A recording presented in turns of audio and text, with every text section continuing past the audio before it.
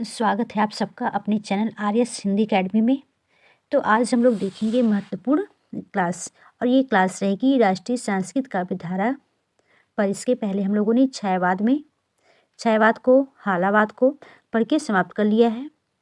हालावाद का प्रथम प्रयोक्ता कौन था, हालावाद के जितने कवि थे, आलोचकों के क्या मत रहे, उनकी रचनाओं के लेके सब पिछली क्लास में हम लोग पढ़ लिए हैं। तो चलिए बिना देरी के इस क्लास को हम लोग शुरू करते हैं। राष्ट्रीय संस्कृत काव्यधारा क्या है, उसमें कितने कवि हैं, उन्होंने कैसी रचनाएं की हैं राष्ट्रीय संस्कृत काव्यधारा में। तो चलिए बिना देरी के इस क्लास को हम लोग शुरू करते हैं। तो सबसे पहले देखेंगे राष्ट्रीय संस्कृत काव्यधारा के प्रमुख कवि तथा उनकी विशेषताएं। तो सबसे पहले हम लोग देखेंगे माखन लाल चतुर्वेदी जी को। इनका जन्म 1888 ईस्वी में बच्चन सिंह तथा विश्वंभर मानव के अनुसार क्या है, आगे देखते हैं। सबसे पहले इनके बारे में हम लोग देखते हैं। आचार्य रामचंद्र शुक्ल ने इन्हें आधुनिक काल के प्रकरण 4 के अंतर्गत स्वच्छंद धारा में रखते हैं। किसमें? प्रकरण 4 में स्वच्छंद काव्य धारा के अंतर्गत रखते हैं। किसको? माखनलाल चतुर्वेदी को। प्रभा, प्रताप तथा कर्मवीर पत्रिकाओं के संपादक कर्मवीर पत्रिका को इन्होंने राष्ट्रीय जागरण का अग्रदूत कहा है। बच्चन सिंह के अनुसार इनकी आखिरी काव्य संग्रह क्या है? धूम्रवलय। क्या है? माखनलाल चतुर्वेदी की आखिरी काव्य संग्रह धूम्रवलय है। आगे देखते हैं क्या है इसमें।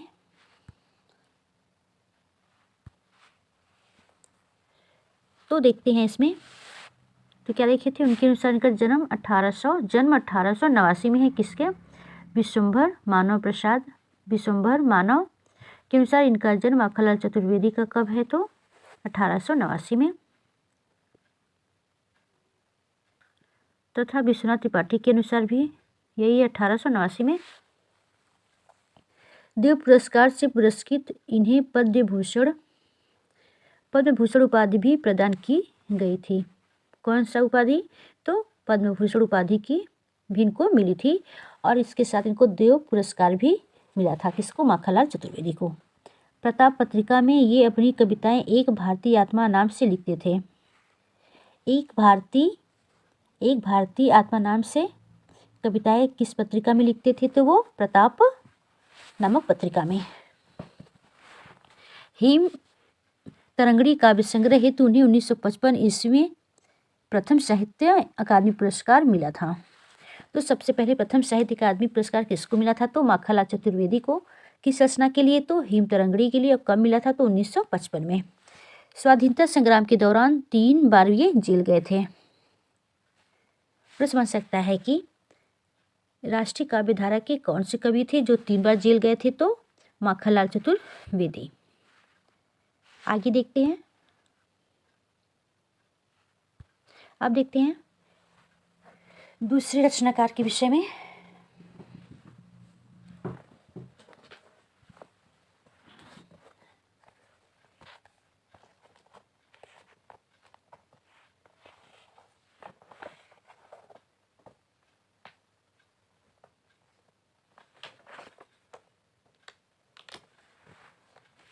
अब माखनलाल चतुर्वेदी की बहुत ही महत्वपूर्ण पंक्ति भी है, उसको आप लोग नोट कर लीजिए। पहली पंक्ति इनकी है, चाह नहीं मैं सुरबाला के गहनों में गूथा जाऊं। दूसरी पंक्ति लिखिए, कैसी है पहचान तुम्हारी, कैसी है पहचान तुम्हारी, राह भूलने पर मिलते हैं। कैसी है पहचान तुम्हारी, राह भूलने पर मिलते हैं। तीसरी पंक्ति देखिए इनकी, प्राण कौन से स्वप्न दिख गए, प्राण कौन से स्वप्न दिख गए। देखिए, प्राण कौन से स्वप्न दिख गए जो बलि के फूलों खिलते हो। चौथी पंक्ति इनका देख लीजिए माखनलाल चतुर्वेदी का, सखी बता दो कैसे गाऊं, सखी बता दो कैसे गाऊं, अमृत मौत का नाम न लो। ये भी इनकी महत्वपूर्ण पंक्ति है। तो चलिए आगे देखते हैं दूसरे रचनाकार रामनरेश त्रिपाठी के विषय में देखते हैं हम लोग। इनका जन्म 1889 में हुआ था, बच्चन सिंह के अनुसार है। प्रश्न ऐसे बन सकता है कि बच्चन सिंह के अनुसार राम नरेश त्रिपाठी का जन्मकाल क्या है, तो 1889 में। इनकी काव्य रचनाएं कौन कौन सी हैं? मिलन, पथिक, स्वप्न और मानसी। तो मानसी का भी सन याद करिए, इनका कब है? 1927 में रचना काल है मानसी का। उपन्यास इनका कौन कौन सा है? वीरांगना, बीरबाला, लक्ष्मी। नाटक सुभद्रा, जयंत, प्रेमलोक। संस्मरण 30 दिन मालवीय जी के साथ। संपादन कविता कौमुदी, बानर बाल पत्रिका का। इन्हें बाल साहित्य का भी जनक माना जाता है। प्रश्न समझ सकता है कि बाल साहित्य का जनक किसे माना जाता है, तो राम नरेश त्रिपाठी को। इन्हें ग्राम गीतों का संकलनकर्ता व संपादक भी कहा जाता है। किसको? राम नरेश त्रिपाठी को। आगे देखते हैं। इन्होंने कहा कि मेरे साथ गांधी जी का लड़काई प्रेम है, मेरे साथ गांधी जी का लड़काई प्रेम है। इन्होंने कृष्ण प्रसाद गौड़, बेढब बनारसी की तुलना अकबर इलाहाबादी से की है। किसने की है? तो किसने की है? कमेंट पे जरूर लिखिएगा। आगे देखते हैं। अब देखते हैं दूसरे रचनाकार केदारनाथ मिश्र। अब देखेंगे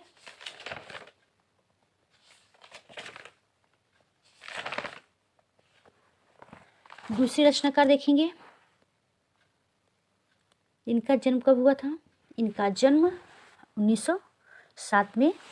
इनका जन्म 1907 में आरा बिहार में हुआ था। इनका काव्य संग्रह कौन कौन सा है? कंपन, चिरस्पर्श, सेतुबंधु और शुभ्रा। फिर से सुनिए। कंपन, चिरस्पर्श, सेतुबंध, शुभ्रा इनकी महत्वपूर्ण रचना है। और देखते हैं प्रबंध काव्य इन्होंने कौन कौन से लिखा है? कैकेयी, तप्तगीत, ऋतंभरा। केदारनाथ मिश्र का केदारनाथ मिश्र प्रभात का है। गीत संग्रह कौन कौन सा है? ज्वाला, श्वेत लीला, कलापिनी 1939 की है। कहानी संग्रह कौन कौन सा है? समुद्र की मोती, गीत नाट्य, स्वर्णोदय, कलेजी के टुकड़े शीर्षक से इन्होंने षटपदियों का संग्रह भी किया है। इनकी जो रचना कौन सी? शुभ्रा। इनकी जो रचना शुभ्रा है यह गीत काव्य है। कैसी रचना ये शुभ्रा? तो ये गीत काव्य रचना है। गीत काव्य रचना प्रकृति सौंदर्य एवं मानव सौंदर्य को प्रकाशित करने वाला ये रचना है शुभ्रा। और ऋतंभरा जो उनका है ये खंड काव्य में प्रलय से लेकर मानव सृष्टि की कथा है। ऋतंभरा जो इनकी रचना है क्या है? ये खंड काव्य। खंड काव्य क्या है? खंड काव्य। ऋतंभरा क्या है? खंड काव्य। खंड काव्य। खंड काव्य प्रलय से खंड काव्य में प्रलय से प्रलय खंड काव्य में प्रलय से लेकर मानव सृष्टि की कथा है। मानव सृष्टि की कथा है। किस रचना में? तो ऋतंभरा। इसमें है तो ऋतंभरा में। आगे देखते हैं। अब देखते हैं सुभद्रा कुमारी चौहान। सुभद्रा कुमारी चौहान के विषय में हम लोग देखते हैं। इनका जन्म कहाँ हुआ था? सुभद्रा कुमारी का जन्म कहाँ हुआ था? कब हुआ था? 1904 में प्रयाग में। 16 अगस्त को कब हुआ था? 16 अगस्त को 1904 में इनका जन्म हुआ था। इनके पिता का नाम क्या था? तो रामनाथ सिंह।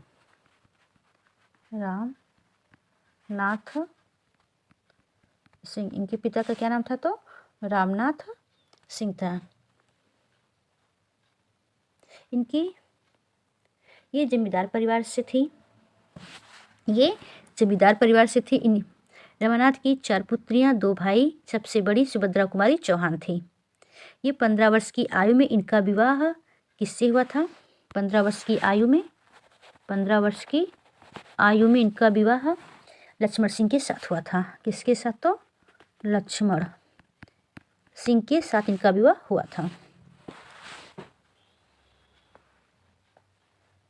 किसके साथ हुआ? तो लक्ष्मण सिंह के साथ।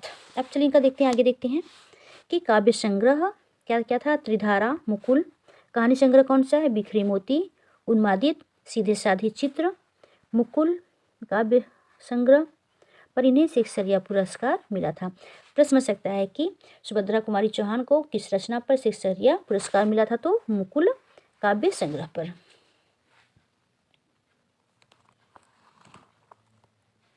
और इनकी पहली रचना कौन थी?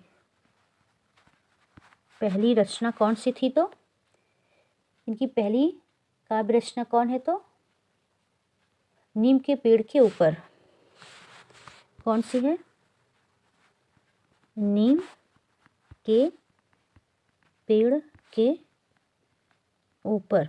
नीम के पेड़ के ऊपर इनकी प्रथम रचना है। नीम के पेड़ के ऊपर सुभद्रा कुमार की प्रथम रचना है। और ये प्रकाशित किस पत्रिका में हुई थी? नीम के पेड़ तो हंस पत्रिका में। हंस पत्रिका में प्रकाशित हुई थी।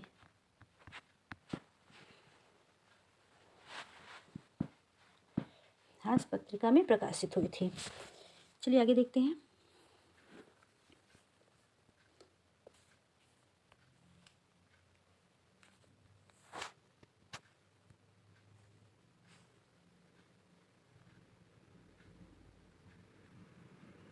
अब इनकी चर्चित कविताएं कौन सी हैं?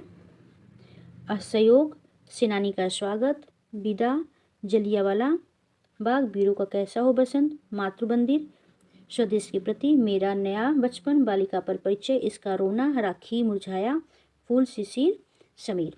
अब चर्चित पंक्तियां इनको कौन सी है? बूंदेलो हर बोलो मुख के, हमने सुनी कहानी थी, बहुत ही महत्वपूर्ण है।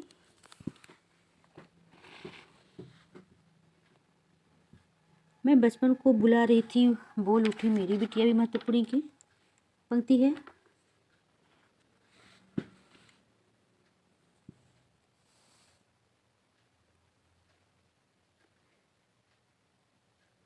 और पंक्ति की है, मैंने हंसना सीखा है, मैं नहीं जानती रोना वर्षा करते पल पल।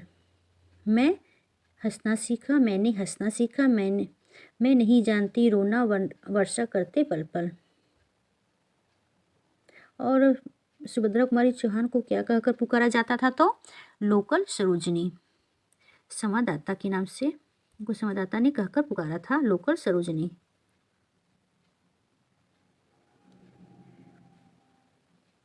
तो चलिए आगे देखते हैं। जो महत्वपूर्ण टॉपिक है उन्हीं को हम लोग पढ़ रहे हैं। तो जितने भी टॉपिक है शॉर्ट है, एक तरह से आपका शॉर्ट रिवीजन है। तो जितने भी टॉपिक इसको आप लोग नोट करते चलिए, क्योंकि एग्ज़ाम में इसी पैटर्न पे एग्जाम प्रश्न पूछे जा रहे हैं। तो आप लोग मत सोचिए कि बहुत ही शॉर्ट है, एक तरह से आपका एक शॉर्ट नोट्स तैयार करिए अपना, जो आपको मेन टॉपिक लगे यहाँ इंपॉर्टेंट हो, उसको आप लोग लिखते चलिए। अब देखते हैं हम लोग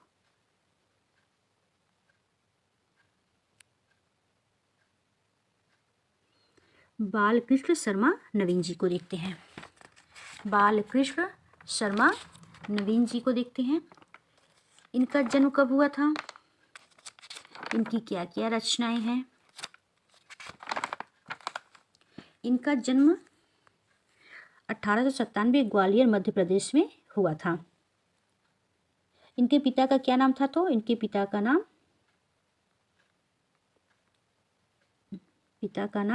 क्या था? तो जमुना प्रसाद। जमुना प्रसाद इनके पिता का नाम था। बालकृष्ण शर्मा ने अपनी कविताओं में नवीन नाम का प्रयोग करते थे। अपनी कविताओं में किस नाम का प्रयोग करते थे? नवीन नाम का, ये नवीन नाम का प्रयोग करते थे अपनी कविताओं में। सन 1935 ईस्वी में गांधी जी के सत्याग्रह आंदोलन स्थगित कर देने पर शर्मा जी ने लिखा, क्या लिखा था? आज खड़क की धार कुंठित है खाली, तू ठोर हुआ। तो चलिए अब देखते हैं इनका कौन कौन सा काव्य रचना है। तो इनका जन्म ग्वालियर मध्य प्रदेश में। काव्य रचनाएं कौन कौन सी है? कुमकुम, अपलक, रश्मि रेखा, क्वासी, विनोवा और मिलाहम बिस्पाई जन्म के। प्राणपण शीर्षक से इन्होंने गणेश शंकर विद्यार्थी के बलिदान के खंड काव्य लिखा था। बलिदान पर खंड काव्य लिखा था गणेश शंकर विद्यार्थी के ऊपर। प्रताप और प्रभा पत्रिका के संपादक भी रहे थे। प्रभा और प्रताप पत्रिका के संपादक भी रहे थे। इन्होंने स्वयं को बिस्पाई कहा तथा अनिकेत कहा है। बालकृष्ण शर्मा को अनिकेत और बिस्पाई किसने कहा था? तो बालकृष्ण शर्मा नवीन ने स्वयं को कहा था। इन्हीं प्रेम और मस्तीपरक काव्य का अग्रदूत भी माना जाता है। किसको? बालकृष्ण शर्मा नवीन को। आगे देखते हैं।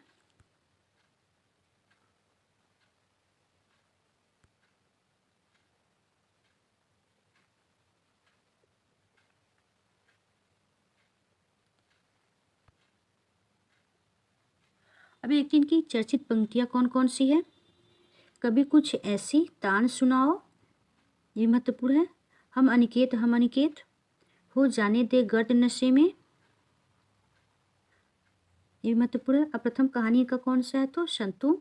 1960 में इन्हें पद्म भूषण उपाधि मिली थी। पद्म भूषण उपाधि कब मिली थी? तो 1960 में।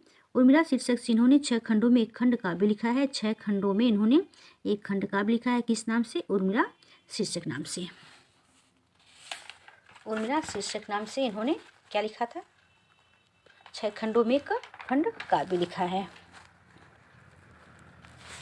आगे देखते हैं।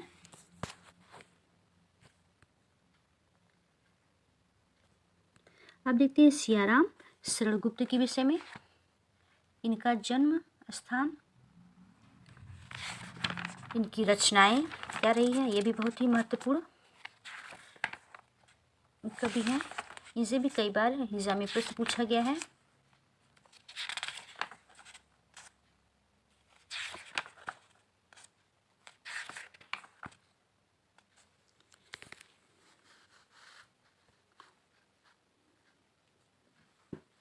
इनका जन्म 1895 ईस्वी में चीरगांव झांसी में हुआ था।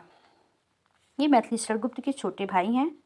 काव्य कृतियाँ मौर्य विजय 1913-14 में है। अनाथ, आद्रा, दुर्वादल, विषाद, आत्मसर्ग, पाथे, मृगमयी, बापू, उन्मुक्त, दैनिक नकुल, नोआखाली, जय हिंद, गोपिका इनका काव्य कृतियाँ हैं। कहानी संग्रह कौन सा है? मानुषी, नाट्य, पुराण पर्व और उपन्यास गोंद, अंतिम आकांक्षा और नारी इनका महत्वपूर्ण उपन्यास है। चर्चित कविताएं कौन कौन सी है? एक फूल की चाह, खादी की चादर, प्यारे बापू, विदा के समय, मौनालाप, सड़ागत इनका महत्वपूर्ण कविता है। आगे देखते हैं।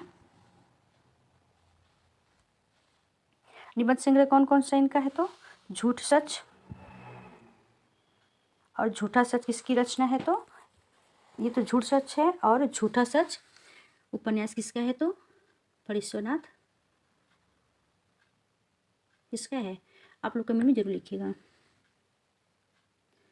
तो इन्होंने गीता संवाद शीर्षक से गीता श्लोक का भी अनुवाद किया है। किसने? सियाराम शरण गुप्त ने। आगे देखते हैं।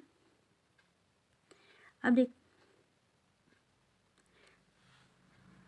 देखते हैं माखनलाल चतुर्वेदी के काव्य संग्रह कौन कौन से हैं। हिमकिरीटना 1900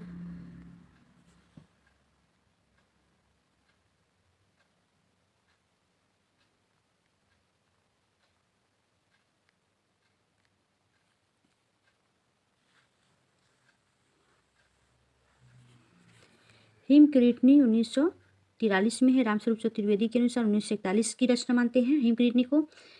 हिम तरंगी के लिए 1949 में, रामस्वरूप चतुर्वेदी 1948 ईस्वी की रचना मानते हैं हिमतरंगी को। माता 1991 की है। युगचरण 1956 की है। समर्पण 1956 की है। बेड़ू लोग उज्जैन महत्वपूर्ण रचना 1962 की। विश्वंभर मानव निश्चय 1960 की रचना मानते हैं। आगे देखते हैं। बिजुली काजर आज रही 1962 की है। कुछ पुस्तकों में 1964 भी है। मृड ज्वार 1963 की है। धूम्रवलय 1981 की है। कहानी कला का अनुवाद बनवासी, नाटक कृष्णा अर्जुन, कई बार एग्जाम में पूछा गया इनका नाटक। माखनलाल चतुर्वेदी का तो संस्मरण समय के पाँव 1962 में है। निबंध साहित्य देवता 1943 में है। अमीर इरादे गरीब इरादे गरीब इरादे 1960 में है। साहित्य देवता को रामस्वरूप चतुर्वेदी जी। गद्य काव्य कहते हैं किस माखनलाल चतुर्वेदी की किस रचना को माखनलाल चतुर्वेदी को किस रचना को गद्य काव्य कहा है? रामस्वरूप चतुर्वेदी ने तो साहित्य देवता को। ऐसे भी प्रश्न बन सकता है।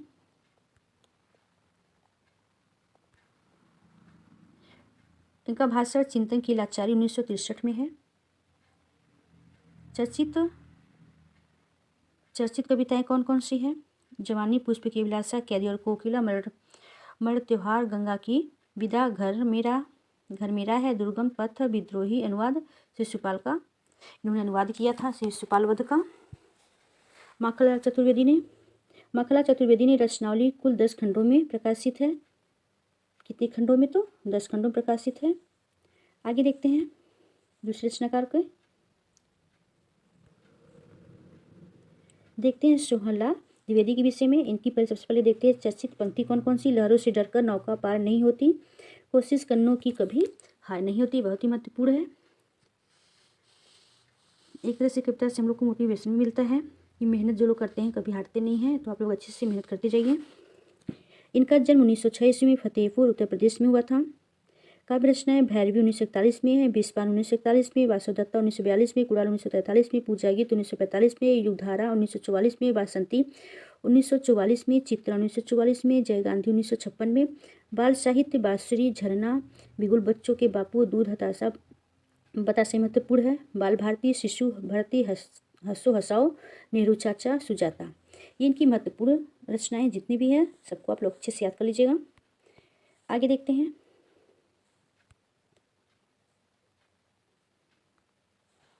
कि बापू और क्या है कुड़ाल।